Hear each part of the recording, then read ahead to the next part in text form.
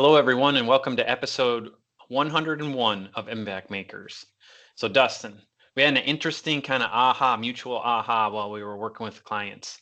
And it has to deal with, this whole change fatigue. We can't keep changing. And we've said for many, many years already, and a lot of people have said it, thought leaders inside public accounting, thought leaders outside public accounting, the speed of change is slower today than it is tomorrow. So you just got to get used to change, right? Yep. And so we had this aha, and I posed a question. I put you on the spot. So I'm going to put you on the spot again, and then you can kind of unpack it and apply it to, why this is so important in today's change thought process inside CPA firms. And so I asked you with your kids' sports, because you got 3 kids, multiple sports, and I remember when my kids were in sports. The cool thing was all these team apps that we had. And so I asked you, in your daughter's soccer history, how many different apps have you had to get used to? I just want our audience to know that not only does he do it on these videos for impact makers, but he also does it in our client project sessions where he just puts me on the spot. So this, but I love it. And so yes, you asked that question the other day, and specifically to my daughter, I can't tell you how many I've had over the years, but I literally have a folder on my iPhone that says kids sports. I'm looking at it right now. I've got Team Snap. I've got Play Metrics. I got GroupMe. I have Huddle. I have SportsU. I have Sync Sports. I have Game Changer. I have Hija, I think is how you say it, and Exposure. So what 8 or so apps that are all in use in some form or fashion today. And you get a say in when a team changes an app that's doing the same thing, right? You get a say of no, I don't want to change that. Yeah, I just throw up my hands and say I'm not doing that. No, that's not how it works, right? You got to fit in. You have to go with the flow, right?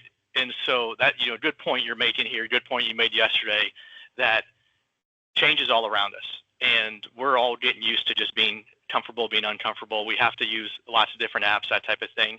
And so as we think both internally to change at our firms, we know that we're going to be going through some different products as we're looking for ultimately the right tools to help us best do what we do to best serve our clients, right? And so as fast as technology is evolving, that those technology changes, software changes are happening faster than they ever have before. On the other side of the fence, on the client side of things, we sometimes hear, worry, I'll call it, that we just rolled this out a couple of years ago for our clients. Why would we switch to something new now? And I think the point we just made is one that you can use to go in the right direction with it is in their daily personal lives, they're used to doing the same thing. They've got a lot of different apps, and so they're used to, being told this is what we're using. And so as we turn it to client data intake, for example, which is a hot button issue today in CPA firms, whether it's tax, audit, CAS, you name it. Number one, we do have to cut down on the amount of ways that we let clients give us data.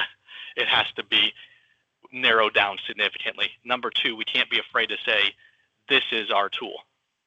This is what we need you to use. This is how we need you to use it going forward. We can't be afraid to have those conversations. I agree, Dustin. And the other thing that I'll put it back together is remember fundamentally, we in our project work use the DMAIC process improvement model, but that also helps with technology changes because it forces you to answer the 2 why questions, right? Why did we need to change? Why is this change going to be better? And so number one, why do you need to change? It's chaos out there. I mean, I can't tell you how many firms we go into, they receive information 5 different ways. Mm-hmm. And they fall on the sword that's client service. No, it's not. Mm-hmm. Because you're not having the conversation with your client about why this method will be better for you.